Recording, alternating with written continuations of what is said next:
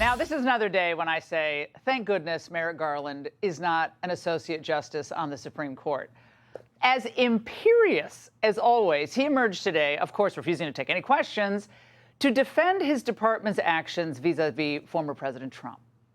My role is completely consistent with the regulations that set forth responsibilities to the Attorney General under the special counsel regulations, and I followed those regulations.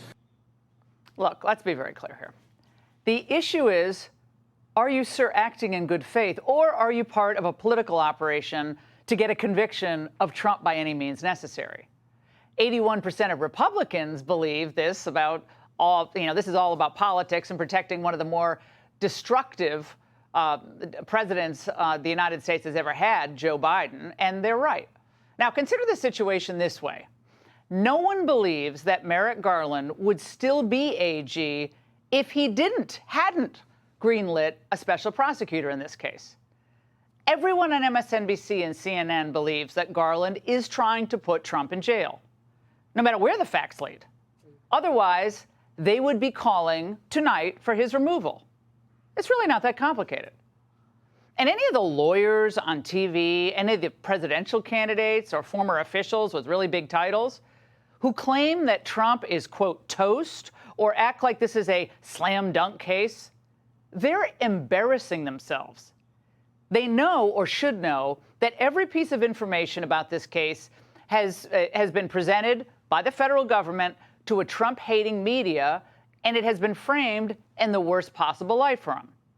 The entire narrative has been skewed by Jack Smith and Merrick Garland's DOJ, and it's been presented to a public that is generally unfamiliar with how the legal process works, or even what an indictment actually is. But going forward, we're going to learn a lot more about this prosecution, the tactics and the methods of Jack Smith and his merry band of prosecutors. And we're going to learn all of it, by the way. And if Trump is able to keep some good lawyers around, it will all be carefully dissected by his legal team. Now, one issue is already being raised regarding the raid of Mar-a-Lago and the fact that the FBI did not seek consent from the president's attorneys and even dismiss concerns raised by its Florida team. We're going to dig into those issues and whether the DOJ tried to subvert the attorney-client privilege that protects communications between Trump and his lawyers in just moments. Now, I used to do white-collar litigation in my lawyering days. The defense doesn't usually tip its hand before an indictment. And that happened here, of course. They go into the United States Attorney's Office, or in this case, the DOJ, and they present their case in an attempt to get the government to change their mind and not indict. But we all know that Jack Smith's office, in this case, had already made up its mind.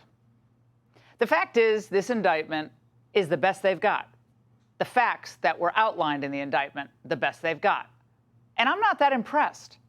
There is no evidence that the president was engaged in an attempt to profit personally from these documents or traffic national security secrets to foreign entities, or even that he misplaced any of the documents. However, with Joe Biden, there are increasingly credible allegations that he and his family did personally profit from his position in government as vice president and president, and to the tune, perhaps, of millions and millions of dollars.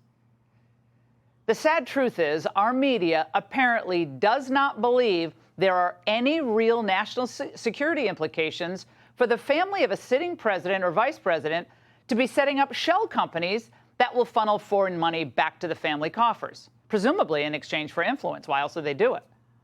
Now, think about how this works. Let's just say Hunter Biden shows up and says he has a consulting firm and offers his brilliant consulting services to companies in places like Ukraine and China.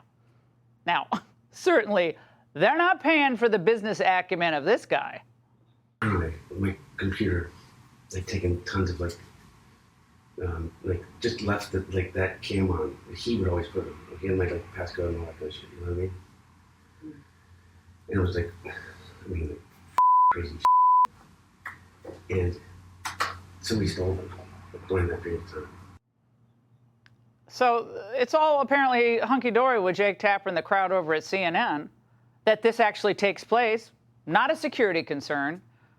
Do any of these people with the furrowed brows over Trump's document storing habits, do any of them at all care that a U.S. Senator like Chuck Grassley is making allegations that our president is being paid and has been paid by foreign interests? If you don't care about that, then the Angle is not going to take anything that any of these media types say about national security concerns seriously. Because we do have national security issues facing us tonight, serious ones. And they have nothing to do with Trump and boxes of documents in a bathroom.